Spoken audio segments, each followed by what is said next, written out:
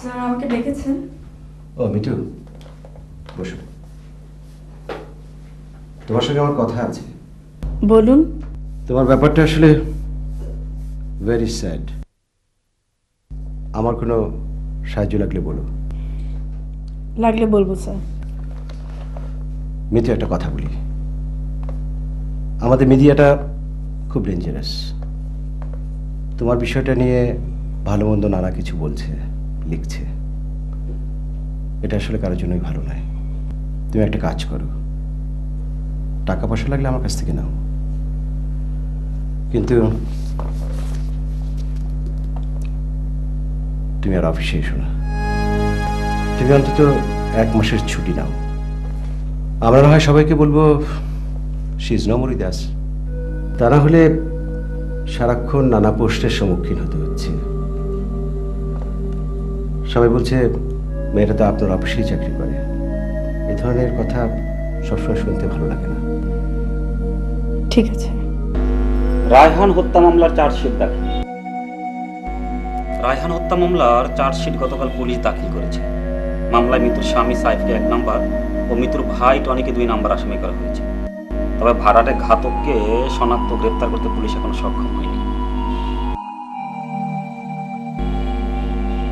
প্রথম 2 আসামির কাছ থেকেও এ ব্যাপারে কোনরূপ স্বীকারোক্তি আদায় করতে পুলিশ ব্যর্থ হয়েছে। এ ব্যাপারে মৃত্যুর সাথে যোগাযোগ করা হলে তিনিও এই ঘাতককে গ্রেফতার করার জোর দাবি জানান।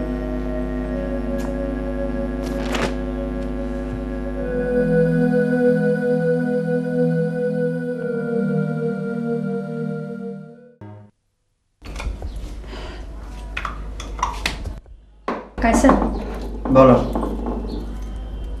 চলো মিতুর বাসায় চলো।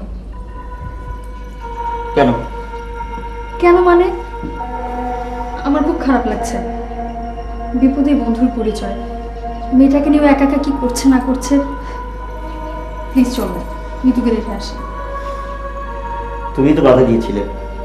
ঠিক আছে, যেতে যখন চাইছো, দেখি ফোন করে ও কোথায় আছে।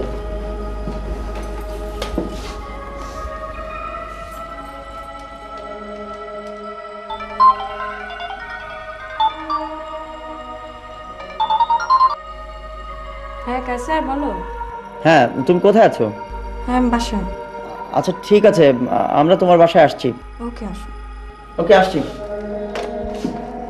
শোনো, তোমাকে মিত্র বাসায় পৌঁছে দিয়ে আমি অফিস যাবো। যাও, রেডি হয়ে না, যাও। আচ্ছা ঠিক আছে, রেডি হয়ে আসছি।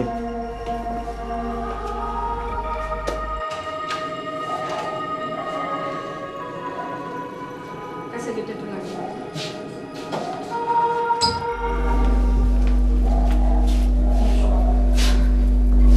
কি অবস্থা তোর? এই তো থানায় গিয়েছিলাম, আসতে একটু দেরি হয়ে গেছে। মেয়েটা বাসায় একা ছিল জানিস, বুয়ার সাথে ছিল। তারপরও নে চল আমাদের বাসায় চল। কি তুই পাগল নাকি? এতগুলো মানুষ যে তোর বাসায় উপস্থিত হব না? নে চল তো। তাহলে বরং আমি বুয়াকে একটু বুঝিয়ে দিই। বুয়াকেও বরং সঙ্গে নে, বাসায় তালে দে। তাই ভালো হবে। তোরা বস। হ্যাঁ, আচ্ছা ঠিক আছে। হ্যাঁ বুয়া,